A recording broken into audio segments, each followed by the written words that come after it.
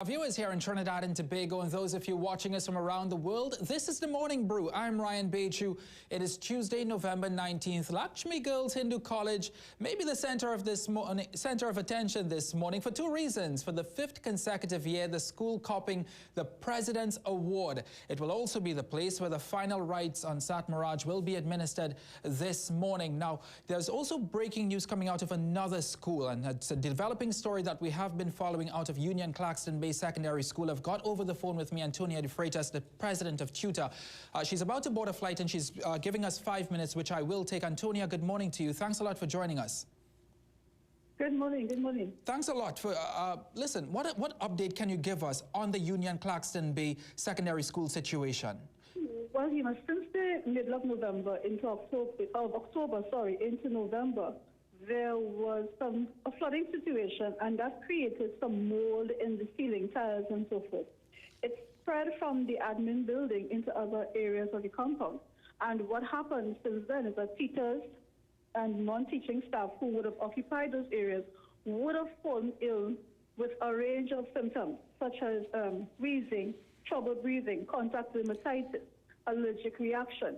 And therefore, they would have been actually forced to seek medical attention.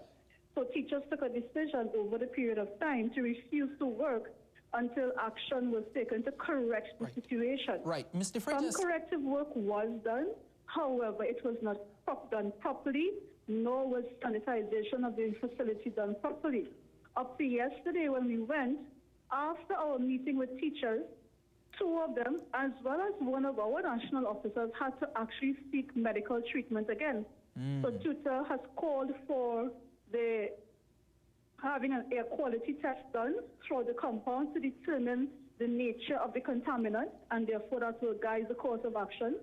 But additionally, the school supervisor who has been investigating the matter has been threatening teachers with disciplinary action due to their refusal of work.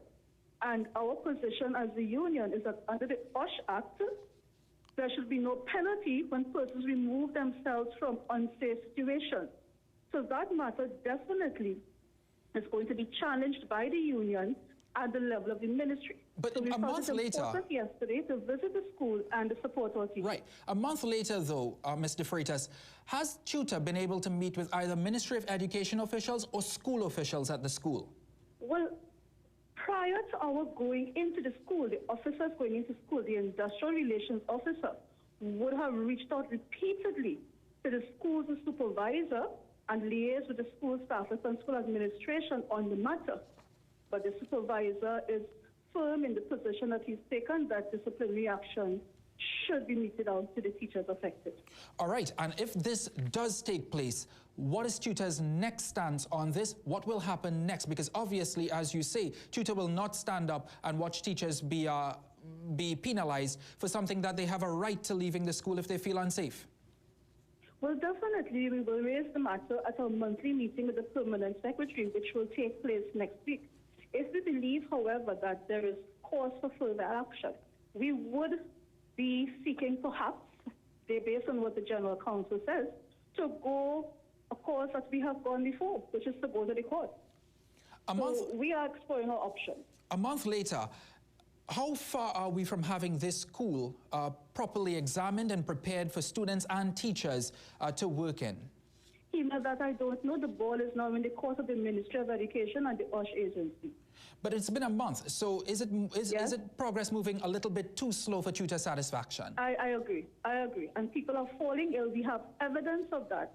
And notwithstanding that, the administration, guided by the school supervisor, being influenced by feedback from the OSH agency, is saying that the compound is safe to return to work.